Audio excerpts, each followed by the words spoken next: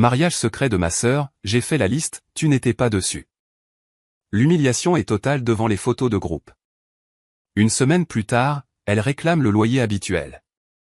J'ai découvert que ma sœur s'était mariée de la même manière qu'on découvre qu'on a été remplacé au travail, par hasard, publiquement et délibérément. Je lui ai envoyé un SMS ce matin-là, rien de dramatique, juste, vous avez fini par fixer une date ? Je préparais mon café, pensant à moitié à mes échéances professionnelles et à moitié au fait qu'elle était étrangement silencieuse depuis des semaines. Elle a répondu en moins d'une minute, on s'est marié hier. Puis un autre message est arrivé juste après, comme si elle avait hâte de remuer le couteau dans la plaie, juste pour les gens importants. J'ai fixé mon téléphone jusqu'à ce que l'écran s'assombrisse. Ma gorge s'est serrée. Cette lente compression qui se produit quand on réalise qu'on n'est pas blessé par un accident, mais par une décision réfléchie. Je l'ai appelé quand même. Pas pour supplier, pas pour me disputer, juste pour entendre le ton de sa voix. Pour confirmer si j'avais mal interprété. Elle a répondu sur haut-parleur, comme si elle avait un public. Oh, a-t-elle dit d'un ton joyeux. Tu as vu. J'ai demandé la date, gardant ma voix neutre, tu aurais pu me le dire. Elle a émis un petit son, mi-rire, mi-soupir, comme si j'étais collante. J'ai fait la liste des invités, a-t-elle dit fièrement. Tu n'étais pas dessus. Puis elle a fait une pause assez longue pour que le message passe bien. Seulement pour les gens importants. Je ne lui ai pas demandé ce que j'étais si je n'étais pas de la famille. Je n'ai pas demandé pourquoi. J'avais appris à la dure que demander pourquoi à ma sœur ne lui donnait que plus d'espace pour faire son spectacle. Alors, j'ai dit, d'accord. Et j'ai raccroché avant qu'elle ne puisse entendre ma respiration changer.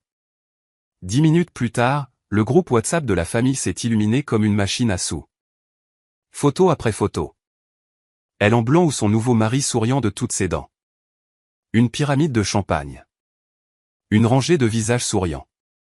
J'ai reconnu des cousins qui m'avaient emprunté de l'argent sans jamais me rembourser. Des oncles qui me traitaient de responsable comme si c'était un compliment et une laisse à la fois. Quelqu'un a écrit « si beau ». Quelqu'un d'autre a ajouté quelque chose d'intime et de classe. Ma sœur a posté un selfie avec une légende qui semblait viser directement mon visage, seulement pour les gens importants. Je me suis assise à ma table de cuisine, mon café refroidissant, et je me suis autorisé à ressentir la chose à petite dose contrôlée. L'humiliation, la colère, cette vieille sensation familière d'être la seule personne de la famille qu'on pouvait utiliser sans aimer. Parce que voici la partie qu'aucun d'entre eux n'aime dire à voix haute, j'étais l'aîné, et c'est moi qui ai hérité de la majeure partie de la succession de grand-père. Non pas parce que j'étais avide, mais parce que j'étais celle qui est restée. Quand la santé de mon grand-père a commencé à décliner, tous les autres avaient une raison pour ne pas venir le voir. Ils étaient occupés. Ils étaient débordés. Ils avaient leur propre vie. C'est moi qui ai appris ces médicaments, qui l'ai accompagné aux rendez-vous médicaux, payé les factures quand la confusion s'est installée, et repoussé les parents inserviables qui se sont soudainement inquiétés dès qu'ils ont senti l'odeur de l'argent. Quand il est décédé, il a laissé quelque chose à mes frères et sœurs. À moi, il a laissé la responsabilité. Je suis devenue l'exécutrice testamentaire. Je suis devenue la rabat-joie, celle qui faisait des tableaux Excel, celle qui disait non, celle qu'on pouvait blâmer pour chaque déception tout en s'attendant à ce qu'elle paie le loyer. Alors, quand ma sœur m'a exclu de son mariage, j'ai compris exactement ce qu'elle faisait. Elle ne me coupait pas les ponts parce qu'elle n'avait pas besoin de moi. Elle me coupait les ponts parce qu'elle ne voulait pas que je voie ce qu'elle dépensait.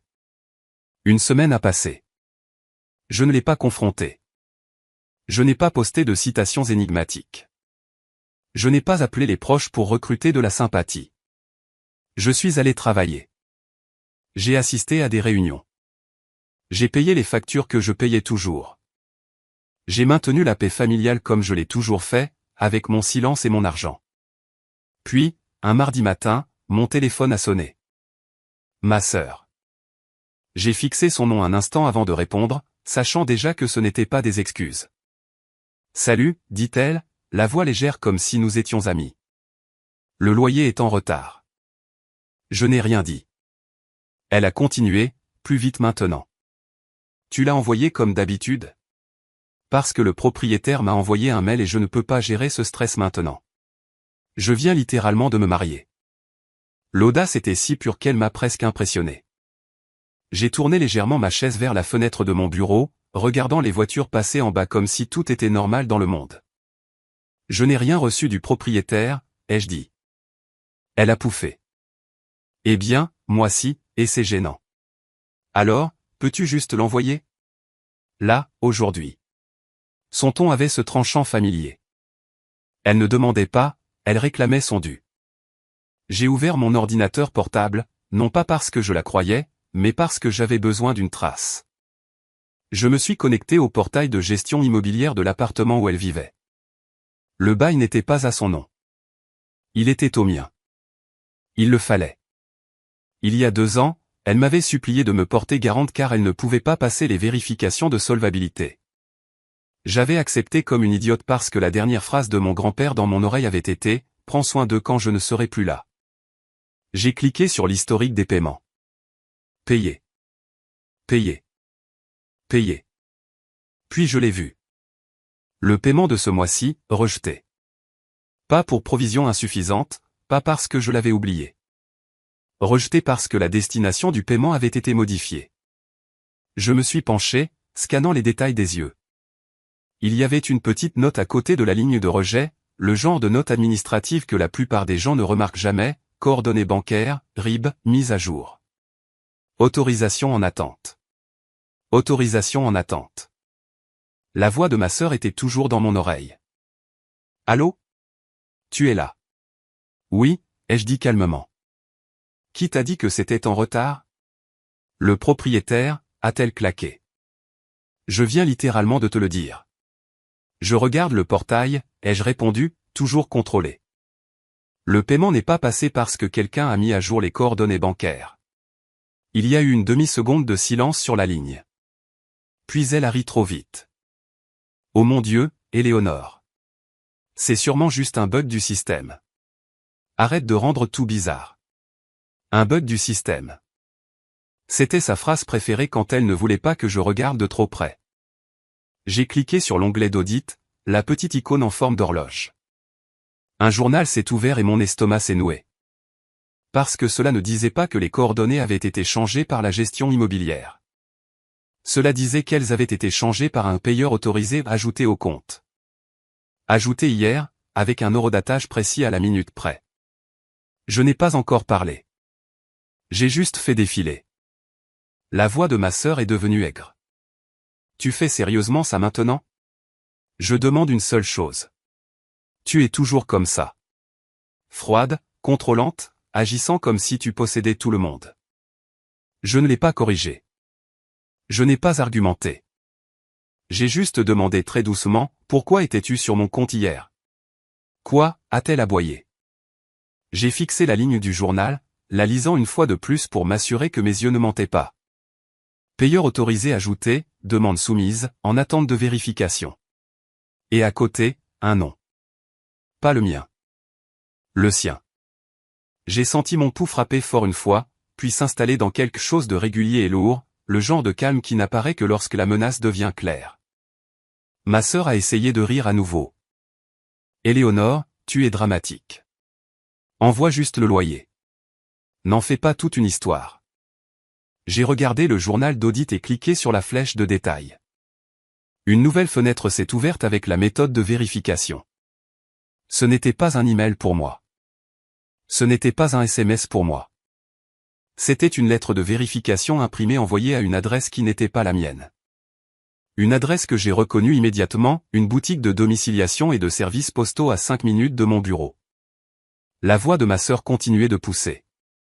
Tu sais quoi? Très bien. Si tu ne l'envoies pas, je dirai à tout le monde que tu me punis parce que je ne t'ai pas invité. Je leur dirai que tu es jalouse. Je leur dirai. Je n'ai pas oublié de payer ton loyer, les jeux interrompus doucement.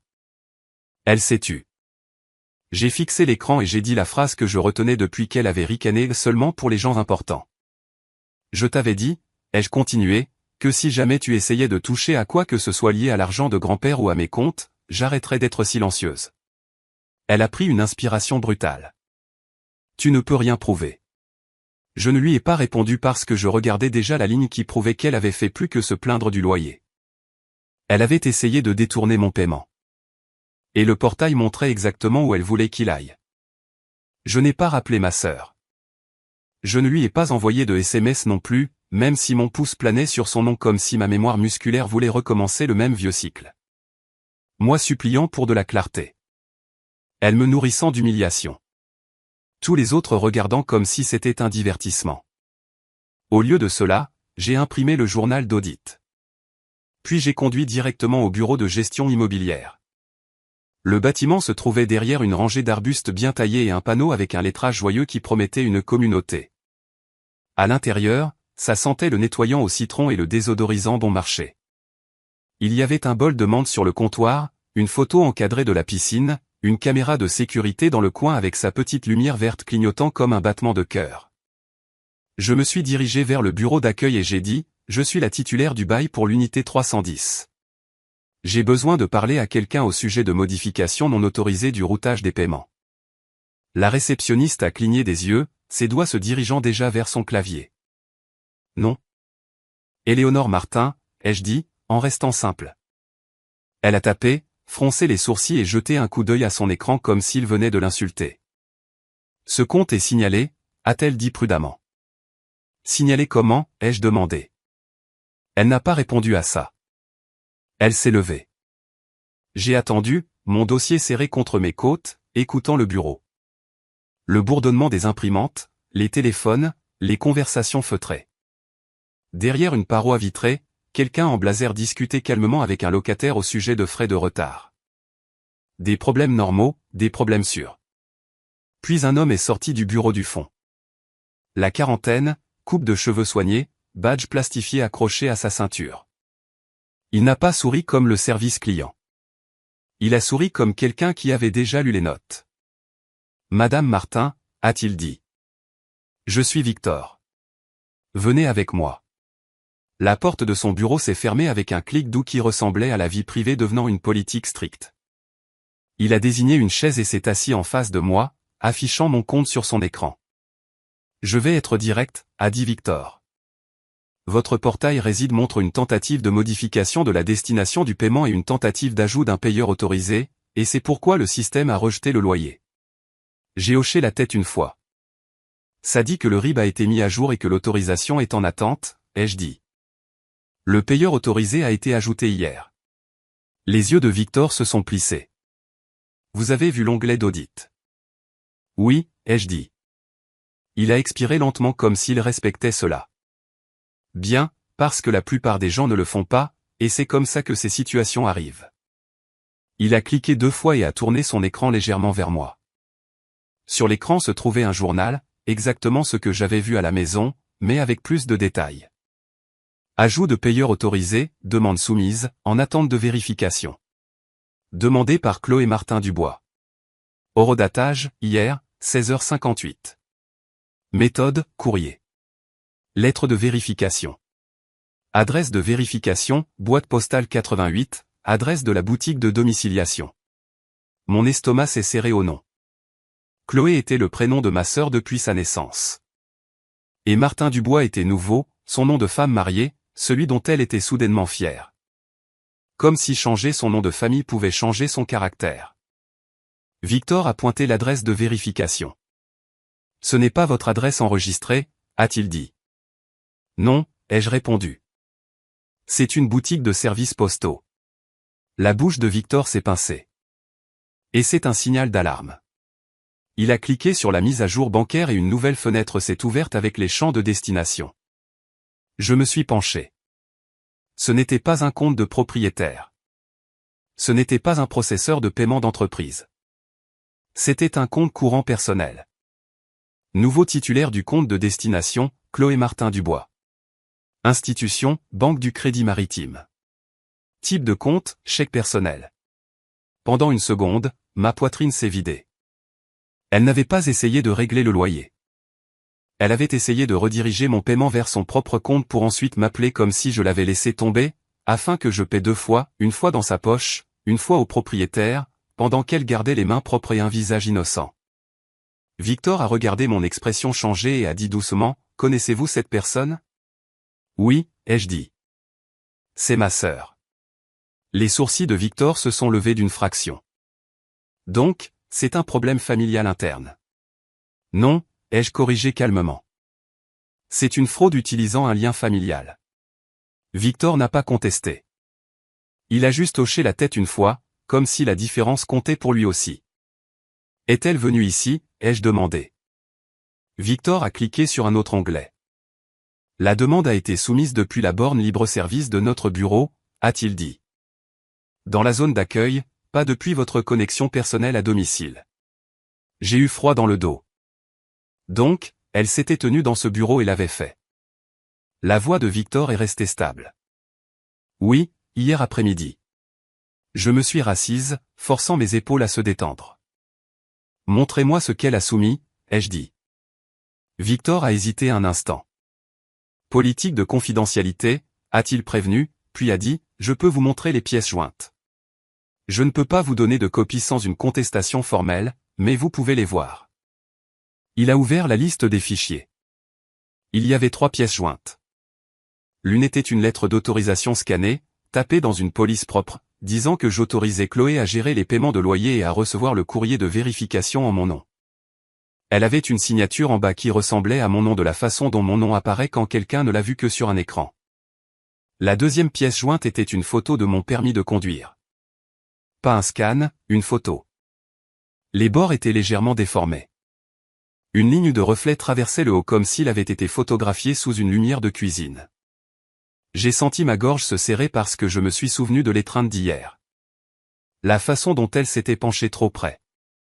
La façon dont sa main avait effleuré mon sac. Décontracté, entraîné. Victor a zoomé sur les métadonnées du fichier. Cela a été capturé sur un téléphone, a-t-il dit, et son ton me disait qu'il avait déjà vu ça, puis téléchargé via notre borne. J'ai gardé ma voix basse. Le troisième ? Victor a cliqué sur une photo d'un relevé d'identité bancaire, RIB, falsifié. Mon RIB, celui que j'utilisais pour payer le loyer chaque mois. Sauf que l'IBAN en bas avait été modifié, légèrement flou à un endroit, comme si quelqu'un avait masqué et remplacé les chiffres. Pas assez bien pour tromper une banque. Assez bien pour tromper un employé immobilier distrait. Victor l'a fixé une longue seconde, puis m'a regardé. C'est pourquoi notre système a signalé le changement, a-t-il dit. Cela ne correspondait pas à votre schéma habituel et la destination était un compte personnel. J'ai hoché la tête une fois. Mon visage est resté neutre, mais je pouvais sentir la chaleur derrière mes yeux, pas des larmes, de la colère, le genre froid. Victor s'est penché en arrière et a dit, « Et voulez-vous que nous traitions cela comme une tentative d'accès non autorisé ?» Oui, ai-je répondu immédiatement. Il n'a pas demandé si j'étais sûr. Il a juste sorti un formulaire d'un tiroir et l'a fait glisser sur le bureau. Signez ici, a-t-il dit. Cela gèle toutes les modifications de compte jusqu'à ce que vous vérifiez en personne. Cela déclenche également notre examen interne des incidents. J'ai signé. Mon stylo n'a pas tremblé. Victor a tapé pendant que je signais, puis a cliqué sur quelque chose qui a fait un petit carillon. Doux, administratif, final. Voilà, a-t-il dit. Personne ne peut rien changer sur ce compte réside sans votre présence physique avec une pièce d'identité. J'ai expiré lentement. Pouvez-vous annuler la demande de mise à jour bancaire, ai-je demandé.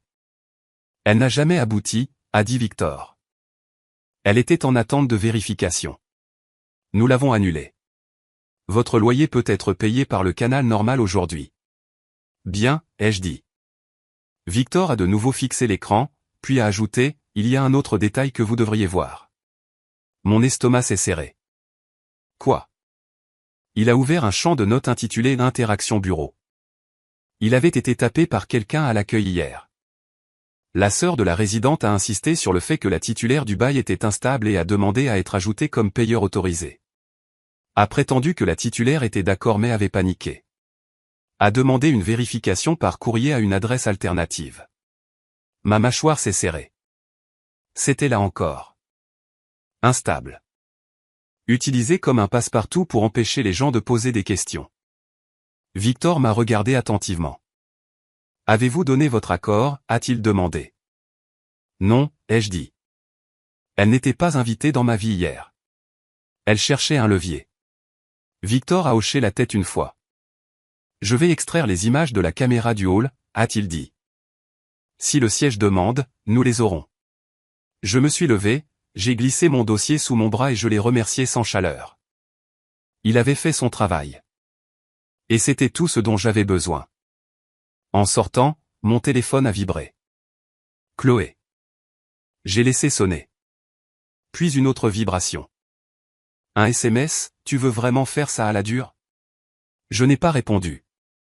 Je suis allé directement à ma voiture et j'ai conduit jusqu'à la boutique de domiciliation. C'était un endroit dans un petit centre commercial beige avec une enseigne poste et service au néon dans la vitrine et une cloche qui sonnait quand on ouvrait la porte. À l'intérieur, ça sentait le carton et l'encre, des étagères bordées de boîtes scotchées. Un comptoir couvert de listes de prix plastifiées. Une caméra de sécurité au-dessus de la caisse clignotait régulièrement. Je me suis avancé et j'ai dit « Bonjour, j'ai besoin de renseignements sur une boîte postale privée utilisée pour intercepter du courrier de vérification lié à mon nom. » L'employé, une femme aux yeux fatigués et aux chignons serrés, n'a pas bronché, mais son visage s'est légèrement fermé. « Nous ne pouvons pas divulguer d'informations sur les titulaires de boîtes, a-t-elle dit automatiquement. « Je ne demande pas de détails privés, ai-je répondu d'un ton contrôlé. Je demande si vous avez reçu un courrier recommandé adressé à Éléonore Martin à un numéro de boîte enregistré ici. » Ses yeux ont glissé vers une pile d'enveloppes derrière le comptoir. Puis vers moi. « Avez-vous une pièce d'identité ?» a-t-elle demandé. Je la lui ai tendue. Elle l'a regardé, puis a jeté un coup d'œil à un écran d'ordinateur, ses doigts bougeant rapidement. « Quel numéro de boîte ?» J'ai sorti l'impression que Victor m'avait permis de photographier. Juste la ligne d'adresse de vérification, rien d'autre. Je l'ai glissé vers elle. Elle a tapé, fait une pause, et son expression a changé. Pas choquée. Pire. Prudente. Nous avons une boîte active sous ce numéro, a-t-elle dit. Mais elle n'est pas à votre nom. Je sais, ai-je dit doucement. À quel nom est-elle? Elle a secoué la tête. Je ne peux pas vous dire ça.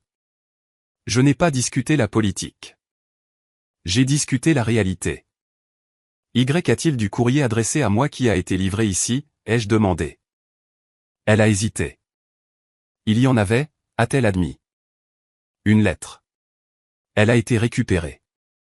Par qui, ai-je demandé.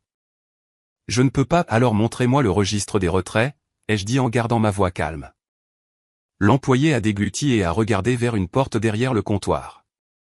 Un instant, a-t-elle dit. Un homme est sorti. Énergie de gérant plus âgé, manches retroussées. Il s'est présenté comme Arnaud. Il a écouté sans interrompre. Puis il a hoché la tête une fois et a dit « Nous ne divulguons pas les titulaires de boîtes, mais nous gardons les signatures de retrait pour les articles recommandés. » Il a ouvert un tiroir et a sorti un porte-bloc. « S'il y a du courrier adressé à vous qui a été livré ici, et qu'il a été signé, nous pouvons au moins vous montrer la signature, a-t-il dit. C'est aussi loin que nous irons sans les forces de l'ordre. J'ai hoché la tête. C'est suffisant. Arnaud a feuilleté les pages, s'est arrêté et a tourné le porte-bloc vers moi. Il y avait une ligne datée d'hier après-midi, une enveloppe recommandée. Destinataire, Éléonore Martin. Signé par, c'est Martin Dubois.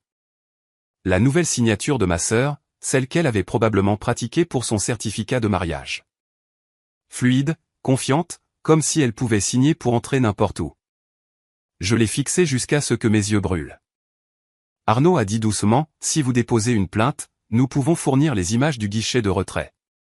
J'ai hoché la tête une fois. Je le ferai. Alors que je glissais ma carte d'identité dans mon portefeuille, Arnaud a ajouté, il y avait une autre enveloppe liée à cette boîte, qui ne venait pas du bureau immobilier. Mon estomac s'est serré. De où? Il a jeté un coup d'œil à la ligne à nouveau et a dit, du tribunal judiciaire, service des successions. J'ai eu froid dans le dos. Parce que si elle interceptait le courrier de la succession, ce n'était pas seulement une question de loyer. C'était une question d'héritage. Et soudain, les photos de mariage dans le groupe WhatsApp ont pris un sens qui m'a donné la nausée. Parce qu'elle ne m'avait pas exclu pour me punir. Elle m'avait exclu pour pouvoir manipuler le récit familial pendant qu'elle redirigeait discrètement des documents juridiques dans mon dos. Je ne suis pas rentré chez moi après la boutique de domiciliation.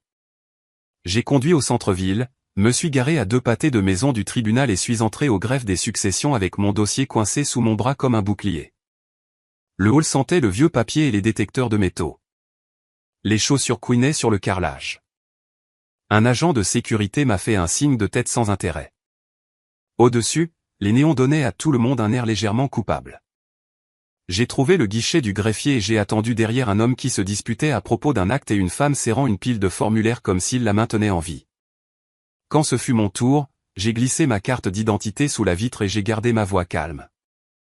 Je dois me renseigner sur un courrier recommandé qui m'était adressé et qui a été envoyé depuis ce bureau, ai-je dit.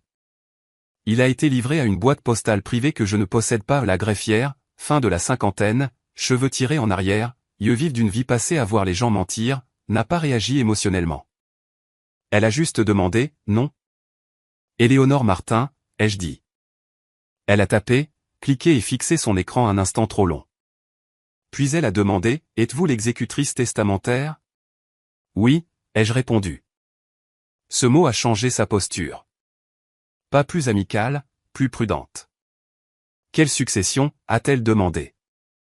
Je lui ai donné le nom de mon grand-père. Ses doigts ont bougé à nouveau. L'imprimante derrière elle a bourdonné une fois, puis elle s'est penchée plus près de son écran, les yeux plissés. D'accord, a-t-elle dit lentement. Je vois une note. Mon estomac s'est serré. Quelle note? Elle n'a pas répondu tout de suite.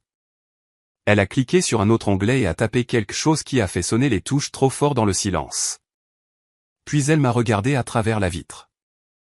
Ce dossier a une instruction de rétention de courrier, a-t-elle dit. Ce qui signifie que la correspondance ne doit pas être redirigée ou remise à qui que ce soit d'autre que l'exécuteur en personne avec identification. Une ligne froide a parcouru ma colonne vertébrale. Une rétention de courrier, ai-je répété. Oui, a-t-elle dit. Elle a été placée parce que quelqu'un a essayé de changer l'adresse de correspondance la semaine dernière. J'ai gardé mon visage neutre. Vers une boîte postale privée, ai-je dit.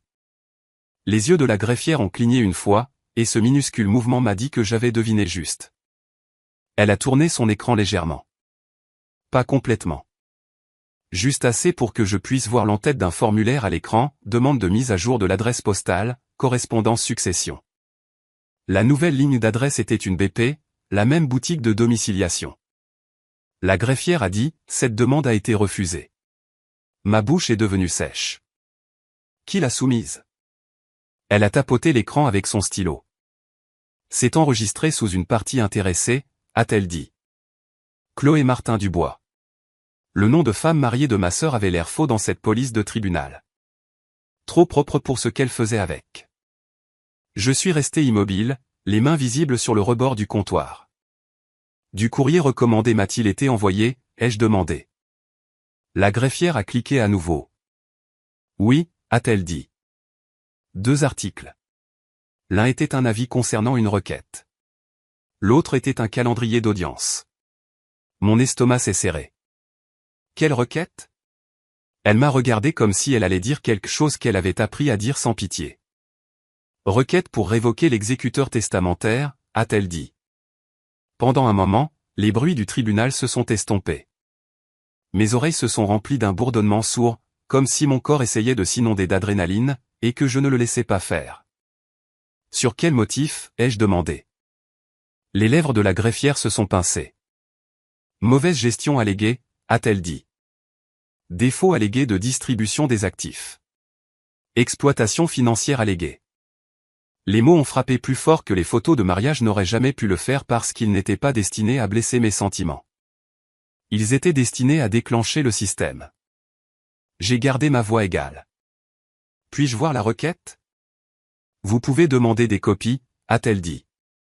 En tant qu'exécutrice, vous y avez droit, mais je vais vous dire maintenant qu'il y a des pièces jointes. Bien sûr qu'il y en a, ai-je murmuré surtout pour moi-même.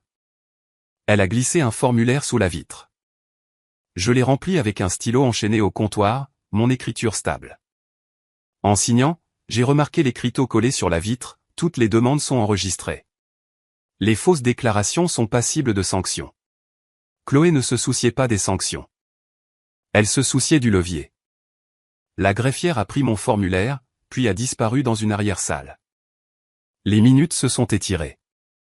J'ai fixé le seau sur la vitre et écouté le bruit sourd des tampons frappant le papier quelque part derrière le mur. Quand elle est revenue, elle a posé un dossier agrafé sur le comptoir et l'a glissé sous la fente. La première page avait un en-tête en gras et un numéro de dossier. Le papier semblait plus lourd qu'il n'aurait dû, comme s'il portait une intention. J'ai lu le premier paragraphe. Chloé prétendait que j'avais contrôlé l'argent de grand-père et retenu les distributions par méchanceté. Elle prétendait que j'utilisais ma position d'exécutrice pour punir mes frères et sœurs. Et elle prétendait que j'étais instable et vindicative, et que mon grand-père était confus quand il a structuré l'héritage comme il l'a fait. Instable. C'était là encore, habillé en langage juridique. J'ai tourné la page vers la liste des pièces jointes. Mon souffle s'est coupé juste une fois. Elle n'avait pas joint de vraies preuves. Elle avait joint des scènes sélectionnées. Des captures d'écran de SMS familiaux sortis de leur contexte. Une photo de moi dans la salle d'attente de l'hôpital l'année où grand-père est tombé. Comme si être présente était suspect. Une copie du bail de son appartement avec mon nom surligné comme si payer son loyer était la preuve que je contrôlais son logement. Elle avait transformé mon soutien en crime. La greffière observait mon visage sans expression. Il y a aussi une demande d'ordonnance temporaire, a-t-elle dit. J'ai levé les yeux. Quelle ordonnance temporaire ? Elle a tapoté le haut de la page suivante avec son stylo. Pour geler les distributions de la succession, a-t-elle dit. Pour vous obliger à comparaître et pour diriger tous les avis vers une adresse alternative en attendant l'examen. Ma gorge s'est serrée. La boîte postale. La greffière a hoché la tête. Refusé, a-t-elle dit, à cause de la rétention de courrier. J'ai expiré lentement. Donc, le tribunal savait déjà que quelqu'un essayait d'intercepter le courrier. Oui, a-t-elle dit, et pour la première fois, son ton portait la plus faible pointe d'irritation en ma faveur.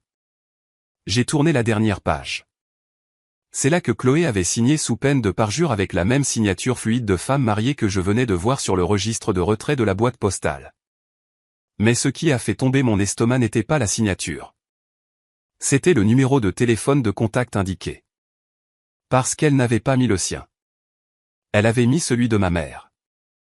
La même femme qui avait souri sur les photos de mariage et qui me traitait de contrôlante depuis que j'étais assez vieille pour dire non. J'ai levé les yeux vers la greffière. L'avis d'audience, ai-je dit. C'est pour quand ? Elle a tiré une autre feuille de sa pile et l'a glissée vers l'avant. C'était prévu pour la semaine suivante. Tôt le matin, comparution obligatoire. Et en bas, en petits caractères, il y avait une ligne qui m'a glacé le sang, le défaut de comparution peut entraîner la suspension temporaire de l'autorité exécutive en attendant l'examen. Ma sœur n'essayait pas seulement de m'embarrasser. Elle essayait de prendre les clés de toute la succession.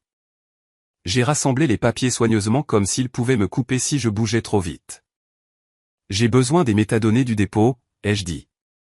L'heure à laquelle cela a été soumis est d'où ? La greffière a hoché la tête une fois, a cliqué à nouveau et a imprimé une seule page. Elle l'a glissée sous la vitre. Soumis hier. 17h22. Méthode, borne de dépôt électronique. Lieu, terminal libre-service du tribunal. Hier. Pendant que le groupe WhatsApp explosait de photos de mariage, pendant que le nouveau nom de famille de ma sœur recevait des cœurs et des félicitations. Pendant que j'étais assise seule dans ma cuisine à regarder tout le monde célébrer une fête que j'avais payée de façon qu'il n'admettrait jamais, Chloé était à la borne du tribunal en train de déposer une requête pour me destituer de mon rôle d'exécutrice. Et puis elle m'a appelé la semaine suivante en faisant semblant que c'était une histoire de loyer. Elle voulait deux choses à la fois, l'argent et le contrôle de l'histoire.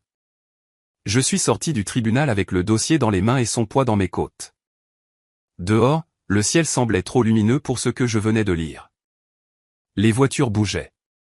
Les gens riaient. Un vendeur de rue vendait des sandwichs comme si le monde n'était pas bâti sur de la paperasse et du timing. Je me suis assise dans ma voiture et j'ai ouvert mon téléphone. Je n'ai pas appelé Chloé. J'ai appelé un avocat spécialisé dans les successions dont j'avais gardé le numéro dans mes contacts depuis la mort de grand-père. Comme un extincteur qu'on espère ne jamais avoir à utiliser. Une réceptionniste a répondu, et j'ai gardé ma voix stable. J'ai besoin d'une consultation d'urgence aujourd'hui, ai-je dit.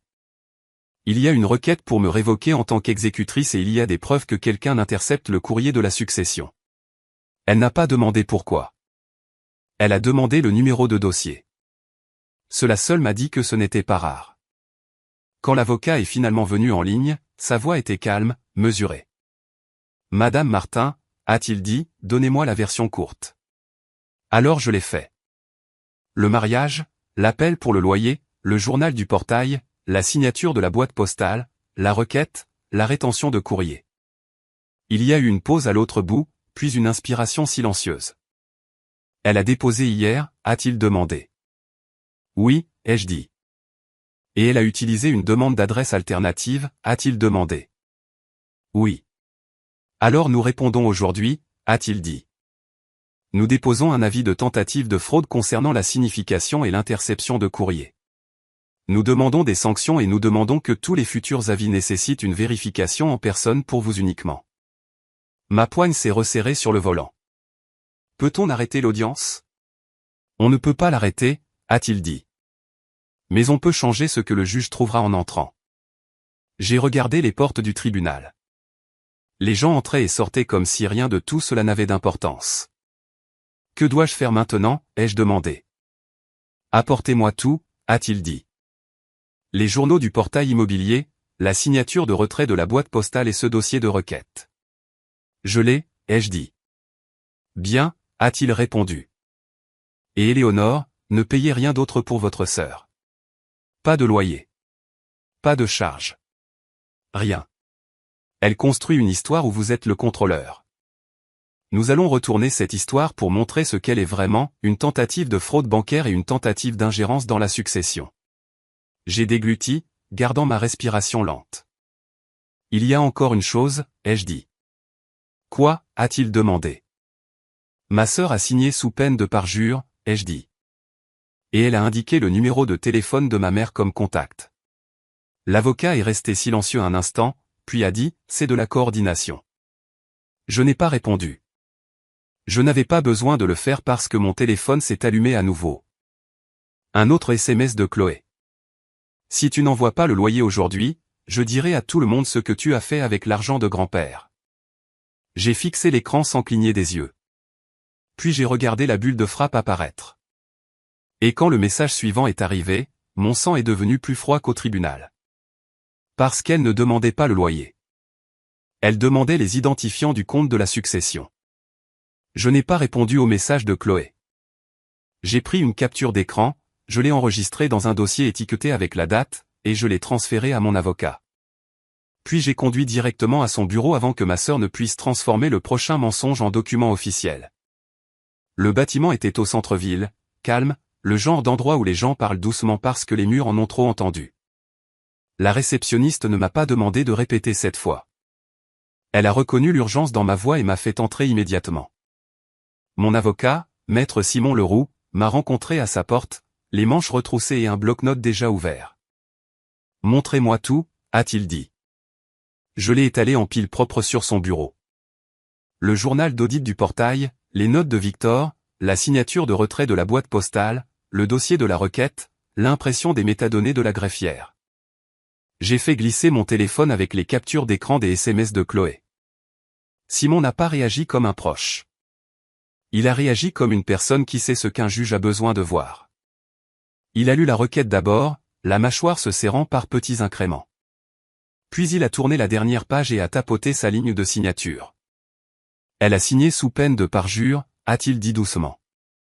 Oui, ai-je répondu, et elle a indiqué le numéro de téléphone de ma mère. Il a hoché la tête une fois et a noté quelque chose. Puis il a pointé la page de demande de changement d'adresse. Ça, a-t-il dit, c'est une tentative d'interférence avec la signification. Les juges n'aiment pas quand les gens essaient de détourner les notifications officielles. Je ne me suis pas encore assise. Je suis resté debout parce que m'asseoir ressemblait à une reddition. Simon m'a regardé. A-t-elle déjà eu accès au compte de la succession, a-t-il demandé. Non, ai-je dit. Je n'ai jamais partagé les identifiants. Elle n'en a jamais eu besoin. Les yeux de Simon sont restés stables. Alors pourquoi demande-t-elle les identifiants maintenant? Je n'ai pas répondu tout de suite parce que la réponse ne concernait pas le loyer. Elle concernait le contrôle. Elle veut déplacer de l'argent pendant que je suis distraite, ai-je dit. Et elle veut dire que c'était un accident ou que je l'ai approuvé et que j'ai paniqué. Le stylo de Simon s'est arrêté. Cette phrase, a-t-il dit. Quelle phrase, ai-je demandé. Il a fait glisser la note du gestionnaire immobilier vers moi. Celle où ma sœur insistait sur le fait que j'étais instable. Que j'étais d'accord mais que j'avais paniqué. C'est un script, a-t-il dit. Les gens l'utilisent quand ils veulent fabriquer un consentement. Mon téléphone a vibré à nouveau sur le bord de son bureau. Un nouveau SMS. Tu ne pourras pas jouer à la reine éternellement. Soit tu me donnes les identifiants, soit je montre au tribunal ce que tu as caché. Simon n'a pas touché le téléphone, il a juste fait un signe de tête vers lui. Bien, a-t-il dit. Ma gorge s'est serrée. Qu'est-ce qu'on dépose, ai-je demandé. Simon a tourné son bloc-notes pour que je puisse voir son plan écrit d'une écriture serrée et propre. Avis de tentative de fraude concernant la signification. Motion pour faire respecter la rétention de courrier et restreindre les demandes d'adresse alternatives. Opposition à la requête de révocation avec pièce justificative. Demande de sanction pour dépôt de mauvaise foi et parjure. Demande d'ordonnance de protection contre le harcèlement et l'ingérence. Il a tapoté la dernière ligne. Pas une ordonnance restrictive au sens dramatique, a-t-il dit. Une ordonnance du tribunal qui lui dit d'arrêter de vous contacter au sujet de l'accès à la succession et d'arrêter d'essayer d'intervenir auprès de tiers. Le juge aime les limites claires. J'ai hoché la tête une fois. D'accord. Simon s'est penché en arrière. Maintenant, dites-moi la seule chose que vous ne m'avez pas dite, a-t-il dit. J'ai froncé les sourcils. Quoi? La raison pour laquelle elle a choisi maintenant, a-t-il dit. Mariage, puis loyer, puis révocation de l'exécuteur. Ce n'est pas aléatoire. J'ai pris une lente inspiration. Parce qu'elle pense que l'argent de grand-père est la seule chose pour laquelle je suis bonne. J'ai dit, elle a passé des années à me traiter de contrôlante tout en me laissant payer ses factures. Elle veut l'héritage sans la responsabilité. Le mariage était juste son annonce. Les yeux de Simon ne se sont pas adoucis. Ils se sont aiguisés. Alors nous traitons cela comme ce que c'est, a-t-il dit. Une tentative coordonnée de saisir l'autorité. Il a sorti un formulaire de déclaration vierge d'un tiroir et l'a fait glisser vers moi. Nous allons déposer votre déclaration aujourd'hui, a-t-il dit. Chronologie claire, 2 pages, pas d'émotion, juste des faits. J'ai commencé à écrire pendant qu'il dictait la structure, les dates, les heures, qui a dit quoi, où j'étais. Il m'a fait inclure les moindres détails. Comment j'ai découvert le changement de rythme du loyer, où la lettre de vérification a été envoyée, qui a signé pour elle, où le dépôt à la borne du tribunal a été soumis. Chaque phrase était un clou. À mi-chemin, l'assistante de Simon a frappé et est entrée en tenant un téléphone. Maître, a-t-elle dit doucement, la banque est sur la ligne 1. C'est au sujet du compte de la succession. J'ai eu froid dans le dos. Pas de panique. Quelque chose de plus proche d'une peur contrôlée. Une sonnette d'alarme. Simon a pris l'appel sur haut-parleur. Ici Mariano, directrice principale à la Banque du Crédit Maritime, a dit une voix de femme, professionnelle et sèche. J'appelle concernant le compte de la succession Martin. Nous avons besoin que l'exécutrice vienne immédiatement avec une pièce d'identité. Le regard de Simon a croisé le mien. Il n'a pas demandé la permission. Il a simplement dit, nous sommes ici avec Madame Martin. Qu'est-ce qui a déclenché l'appel? Une brève pause. Il y a eu une tentative de demande de changement ce matin, a dit Marianne. Une personne a présenté des papiers revendiquant une autorité temporaire sur le compte de la succession. Ma mâchoire s'est serrée. Qui, ai-je demandé avant de pouvoir m'arrêter. La voix de Marianne est restée prudente. Je ne peux pas divulguer de nom sur haut-parleur sans vérifier le titulaire du compte en personne, a-t-elle dit. Mais la demande incluait des allégations selon lesquelles l'exécutrice retient des fonds et est mentalement inapte à gérer les distributions. Inapte. C'était là encore, déguisé en inquiétude. Simon s'est penché en avant. Madame O, a-t-il dit, ma cliente est l'exécutrice désignée par le tribunal. Nous avons des raisons de croire qu'il y a une tentative active d'interférence avec le service et l'accès. Nous sommes en route. Nous serons prêts, a répondu Marianne. S'il vous plaît, apportez vos lettres de nomination. L'appel s'est terminé. Simon n'a pas perdu une seconde. Il a saisi mon dossier, l'a claqué dans une pince à reliure et s'est levé. Maintenant, nous allons à la banque, a-t-il dit. Parce qu'elle essaie de créer un nouvel ensemble de preuves pendant que vous êtes occupé. Le trajet jusqu'à la banque du Crédit Maritime semblait trop normal pour ce qu'il portait. Feu rouge, piéton, une radio jouant dans une autre voiture. Simon passait en revue mes documents calmement sur le siège passager comme si nous allions à une réunion de routine. Pas à une bataille pour l'identité et l'argent. À l'intérieur de la banque, l'air était frais et sentait légèrement le café. Comptoir poli, voix feutrée, le clic doux des claviers. Un agent de sécurité nous a regardé entrer et a fait un signe de tête vers un bureau au fond du couloir. Marianne nous a rencontrés à la porte. Elle avait la cinquantaine, un tailleur strict, une expression neutre de la manière dont les gens le sont quand ils ont déjà lu quelque chose de laid. « Madame Martin », a-t-elle dit en me serrant la main une fois. « Merci d'être venue rapidement. » Elle nous a conduits dans son bureau et a fermé la porte. Sur son bureau se trouvait un dossier fin déjà ouvert et une copie imprimée de quelque chose qui ressemblait à un dépôt judiciaire. Marianne ne s'est pas assise immédiatement. Avant de continuer, a-t-elle dit, je dois vérifier votre identité et votre statut d'exécuteur. Je lui ai tendu ma carte d'identité et mes documents officiels. Elle les a scannés, a comparé mon visage, puis a hoché la tête. D'accord, a-t-elle dit. Vous êtes l'exécutrice enregistrée. Qui est venu, ai-je demandé, gardant ma voix plate. Marianne n'a pas répondu tout de suite. Elle a tourné son écran pour que je puisse voir les notes internes. Ce matin, a-t-elle dit. Une femme est arrivée avec un certificat de mariage, une copie du certificat de décès de votre grand-père, et un document intitulé « Autorisation familiale ». Elle a prétendu qu'elle était une partie intéressée et qu'elle avait besoin d'aider parce que vous étiez instable. La mâchoire de Simon s'est serrée. Et vous avez refusé, a-t-il dit. Nous n'avons pas accordé l'accès, a répondu Marianne. Mais elle a tenté d'initier une demande de changement de signataire et a exigé que nous gelions le compte jusqu'à ce que le tribunal vous révoque. Ma poitrine s'est serrée. A-t-elle apporté une ordonnance du tribunal? Elle. Les yeux de Marianne se sont plissés. Elle a apporté ce qu'elle a dit être une ordonnance temporaire, a-t-elle dit. Une impression. Pas de sceau, pas de tampon du greffe, pas de signature de juge. Elle a glissé l'impression vers nous. Elle était titrée comme si elle appartenait à un tribunal, mais ce n'était pas propre. La mise en forme était légèrement décalée. Le numéro de dossier manquait d'un chiffre, et la ligne de signature en bas était vide, juste un nom tapé là où une signature devrait être. Simon a tapé une fois sur la page du doigt. C'est une contrefaçon, a-t-il dit doucement. Marianne a hoché la tête. C'était notre évaluation, a-t-elle dit. Mais il y a plus. Elle a cliqué sur un autre onglet et a affiché le journal des incidents de la banque. Quand elle a été refusée, a-t-elle dit, elle a essayé un angle différent. Elle a tenté de s'inscrire à l'accès en ligne en utilisant les informations de profil de votre succession. Cela a déclenché nos contrôles antifraude. Mon estomac s'est retourné. D'où? Le regard de Marianne a tenu le mien. Depuis la borne libre-service du hall, a-t-elle dit. Ici, dans cette agence. Simon s'est penché en avant. Avez-vous la caméra, a-t-il demandé.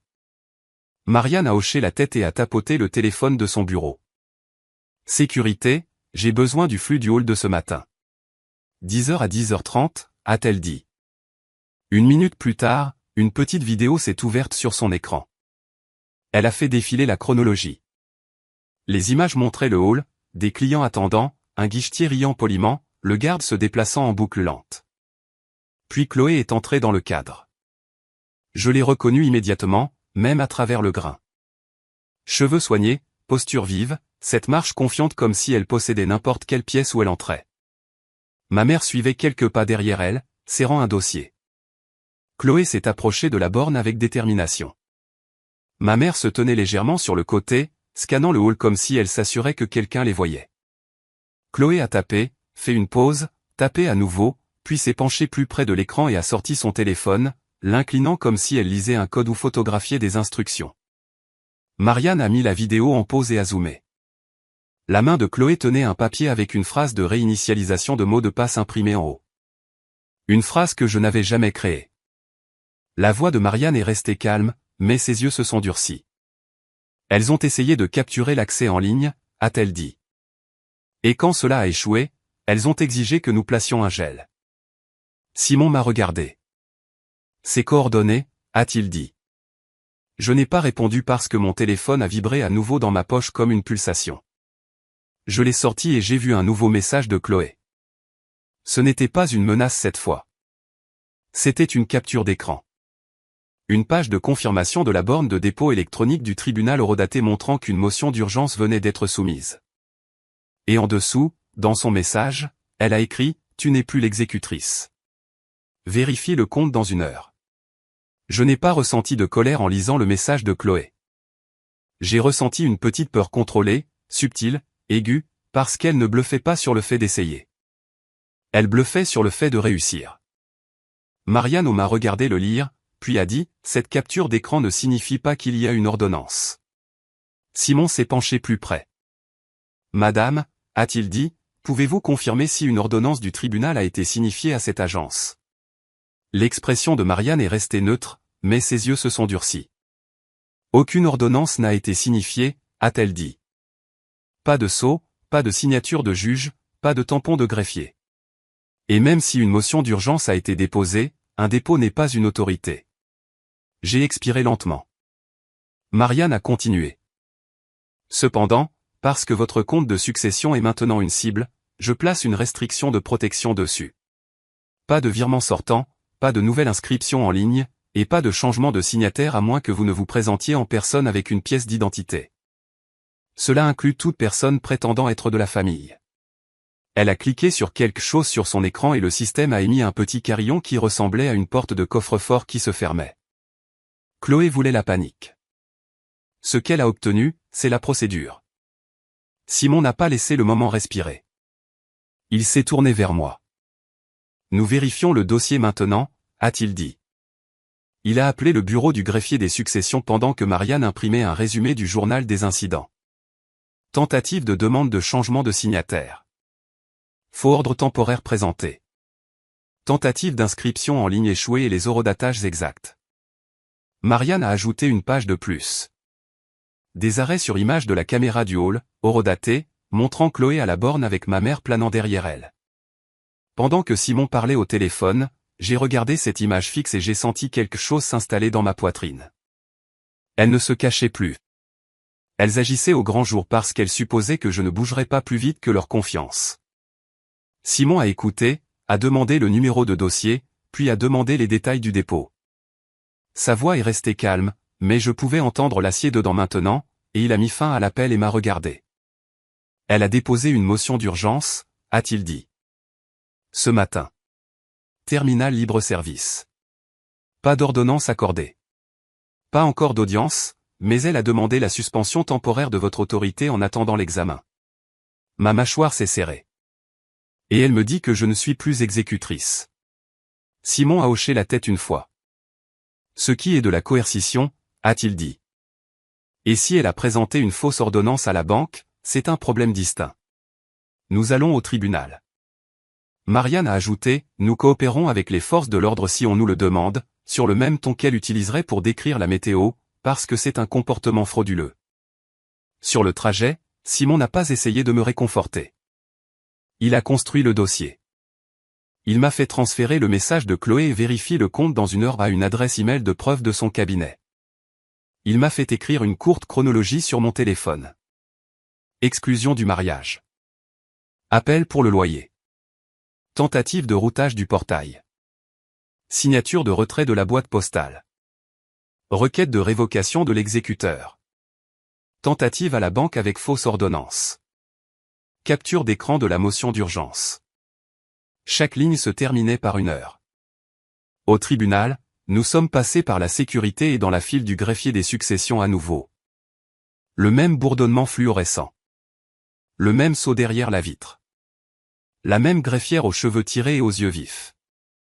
Simon a glissé sa carte professionnelle et nos dépôts sous la fenêtre. Nous avons besoin d'une réponse d'urgence déposée aujourd'hui, a-t-il dit. Et nous avons besoin que les métadonnées du dépôt électronique et les tentatives de signification soient préservées. Les yeux de la greffière ont parcouru les documents et se sont plissés. C'est la succession Martin, a-t-elle dit.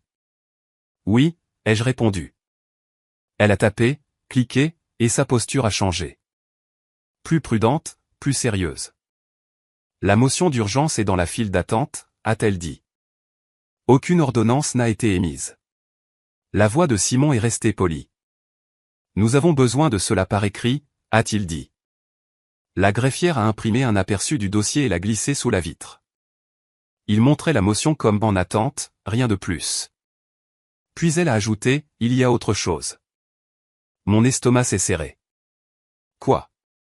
Elle a tourné son écran légèrement. Elle a demandé que les avis soient envoyés à une boîte postale privée à nouveau, a-t-elle dit. Refusé à nouveau. La rétention est toujours active. J'ai ressenti une satisfaction amère et silencieuse. Le système se souvenait, même si ma famille faisait semblant de ne pas le faire. Simon a hoché la tête une fois. Maintenant, les métadonnées, a-t-il dit. La greffière a cliqué sur une vue détaillée et a imprimé une autre page. Elle listait l'heure de soumission, l'emplacement du terminal et les identifiants utilisateurs utilisés pour déposer à la borne libre-service. Et là, à l'encre noire, se trouvait le nom de Chloé. Par partie intéressée, par membre de la famille, son compte réel, son choix. Simon a tapoté la page une fois. C'est ce dont le juge a besoin, a-t-il dit. Nous avons déposé notre réponse et une demande de sanction, en joignant tout, le journal d'audit du portail immobilier, la signature de retrait de la boîte postale, la note du gestionnaire immobilier sur mon instabilité, le résumé de l'incident bancaire, les images de la caméra du hall. Les SMS exigeant l'accès et prétendant que j'avais été révoqué. La greffière a tamponné la page supérieure avec un bruit sourd et final et l'a repoussée. Audience, a-t-elle dit, jetant un coup d'œil à son écran. Ils vous feront entrer cet après-midi. 2 heures plus tard, nous nous tenions dans un couloir devant une salle d'audience au tapis bleu délavé et aux vieux bancs en bois. Mes mains restaient détendues sur mes côtés. Je gardais ma respiration lente. Ma peur était toujours là, mais petite, contenue, parce qu'elle était devenue quelque chose que je pouvais nommer. Puis Chloé est apparue au bout du couloir, pas seule. Ma mère marchait à côté d'elle avec un dossier pressé contre sa poitrine comme une arme. Chloé portait la même confiance brillante et propre qu'elle avait portée sur ses photos de mariage, comme si la célébration et le sabotage appartenaient à la même tenue. Elle m'a vu et a eu un sourire narquois. Seulement pour les gens importants, a-t-elle murmuré, juste assez fort pour m'atteindre. Je n'ai pas réagi. J'ai regardé Simon à la place. Tu vois comme elle est calme, ai-je demandé doucement. Simon a hoché la tête une fois. Les gens qui pensent être intouchables le sont toujours, a-t-il dit. L'huissier a ouvert la porte de la salle d'audience et a appelé notre affaire. À l'intérieur, le juge n'a pas souri. Il n'a pas demandé comment tout le monde allait. Il a regardé les dépôts, puis moi, puis Chloé. Madame Martin, m'a-t-il dit, vous êtes l'exécutrice actuelle enregistrée. Le menton de Chloé s'est levé comme si elle pouvait défier un dossier judiciaire par sa posture. Le juge s'est tourné vers Chloé. Madame Martin Dubois, a-t-il dit. Vous avez déposé une requête pour révoquer l'exécutrice et une motion d'urgence. Vous avez également demandé une signification alternative à une boîte postale privée qui n'est pas l'adresse de l'exécutrice. Expliquez-vous. La voix de Chloé est sortie douce, entraînée. Votre honneur, Éléonore est contrôlante. Elle retient l'argent. Elle devient émotionnelle. Je veux juste ce que grand-père voulait. Simon ne s'est pas encore levé. Il a laissé Chloé dépenser sa confiance. Le juge a demandé, avez-vous des preuves de mauvaise gestion? Chloé a levé son dossier. Oui, a-t-elle dit. Des messages. La preuve qu'elle paie mon loyer pour pouvoir me contrôler. La preuve qu'elle a isolé grand-père. Je l'ai regardé brandir mon aide comme si c'était un crime. Alors Simon s'est levé. Votre honneur, a-t-il dit calmement. Nous avons des dossiers objectifs qui montrent que la requérante ne cherche pas la responsabilité. Elle cherche l'accès. Il a remis nos pièces à conviction. Le juge les a feuilletés sans expression. Puis ses yeux se sont arrêtés sur le résumé de l'incident bancaire et l'arrêt sur image de la caméra. Il a levé les yeux. Qu'est-ce que cette fausse ordonnance? Le visage de Chloé a vacillé. Je ne sais pas ce que c'est, a-t-elle dit rapidement. Je n'ai pas. La voix de Simon est restée plate. Elle a présenté une impression étiquetée comme une ordonnance temporaire pour geler le compte de la succession, a-t-il dit. Pas de sceau, pas de tampon de greffier, pas de signature de juge. La banque l'a signalé comme une contrefaçon. L'agence a préservé les images du hall. Le regard du juge s'est aiguisé. Il s'est tourné vers Chloé. Êtes-vous allé à la banque ce matin? Chloé a hésité un demi-instant. Je suis allé poser des questions, a-t-elle dit. La voix du juge est devenue plus froide. Avez-vous tenté de changer l'autorité de signature sur le compte de la succession? Les yeux de Chloé se sont dardés vers ma mère. Ma mère a levé le menton comme si elle pouvait fixer un juge jusqu'à l'obéissance. Chloé a dit, j'essayais de protéger l'argent. Simon a fait glisser l'impression des métadonnées du dépôt électronique vers l'avant. Et voici les détails de la soumission de la motion d'urgence, a-t-il dit. Terminal libre-service. Identifiant de compte utilisé, Chloé Martin Dubois. Et voici les SMS envoyés à Madame Martin déclarant qu'elle n'était plus exécutrice et de vérifier le compte dans 1 heure. Le juge a lu la pièce à conviction des SMS pendant une longue seconde. Son visage n'a pas changé, mais la pièce l'a fait. L'air est devenu plus lourd. Puis le juge a posé une question qui a finalement fait craquer la confiance de Chloé. Pourquoi avez-vous exclu l'exécutrice de votre mariage et l'avez ensuite contactée pour un loyer 1 semaine plus tard, a-t-il demandé. Chloé a cligné des yeux, déstabilisée. Ce n'est pas pertinent. Ça l'est si le tribunal détermine le mobile, a dit le juge d'une voix ferme. Répondez. La bouche de Chloé s'est ouverte puis fermée. Parce que la vérité était laide dans une salle d'audience. Parce que la vérité était qu'elle aimait m'humilier, mais qu'elle aimait plus mon argent. Simon a parlé avant qu'elle ne puisse reconstruire son masque. Votre honneur, la requérante a tenté de rediriger les paiements de loyer vers son compte personnel en utilisant une autorisation falsifiée et du courrier intercepté, a-t-il dit. Nous avons le journal d'audit du portail immobilier, la note d'incident du gestionnaire immobilier et la signature de retrait de la boîte postale. C'est un modèle d'interférence et de tentative de redirection. Le juge s'est penché légèrement en arrière et a regardé Chloé comme les gens regardent une serrure qui a été forcée. Je rejette la motion d'urgence, a-t-il dit. Je rejette la demande de suspension temporaire. L'exécutrice reste en place. Le visage de Chloé s'est tendu. Le juge a continué. J'émets également une ordonnance stipulant que toute la correspondance de la succession reste restreinte à l'adresse vérifiée de l'exécutrice, sans changement d'adresse alternative sans audience judiciaire. Ma poitrine s'est desserrée d'une fraction. Puis il a baissé les yeux à nouveau et a dit la phrase qui a fait perdre ses couleurs au visage de ma mère. Ce dépôt semble être de mauvaise foi, a-t-il dit. Je fixe une audience pour déterminer les sanctions. Et je réfère l'affaire au procureur de la République pour examen de parjure potentielle et de faux et usage de faux liés à l'incident bancaire. Le souffle de Chloé s'est coupé. Ma mère a ouvert la bouche, outrée, prête à faire une scène. Et le juge l'a fait taire sans la regarder. Madame, a-t-il dit à ma mère, vous n'êtes pas partie au procès. Ne parlez pas, elle. Silence.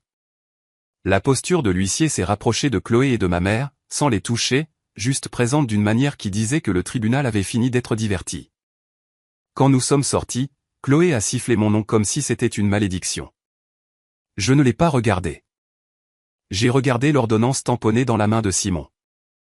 Parce que le papier parle plus fort que la famille. À l'extérieur du tribunal, 2 inspecteurs de la brigade financière nous ont rencontrés.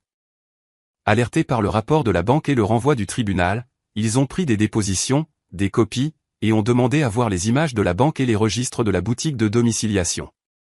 Chloé a essayé de passer devant eux comme si elle ne reconnaissait pas les conséquences.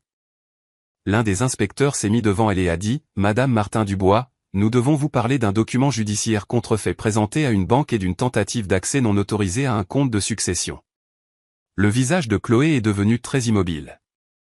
Maintenant, ma mère lui a saisi le bras instinctivement, et pour la première fois de la journée, ma mère a eu l'air effrayée. Pas de moi. Du casier judiciaire. 3 semaines plus tard, le procureur a engagé des poursuites contre Chloé pour tentative de fraude et faux et usage de faux liés à la fausse ordonnance et à la tentative d'accès au compte de la succession. Ainsi que des chefs d'accusation supplémentaires liés au courrier intercepté et à la tentative de détournement de loyer. Elle n'a pas pu appeler ça un drame familial devant un juge.